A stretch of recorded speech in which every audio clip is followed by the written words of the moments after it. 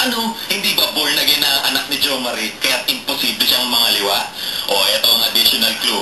Nag-abroad na siya. Christina Taner! Bago mo maisip sabihin Christine Jacobs o Christina Cassandra ni Mega, eto na nga, tampok sa ating music back, si Christy Mendoza. I did for a long time album. Of course, yung dalawang records ko nga na gold records ko, yung sa mga balikan sa mga kaliwan. After 5 years on the recording scene, lumipad papuntang Tate.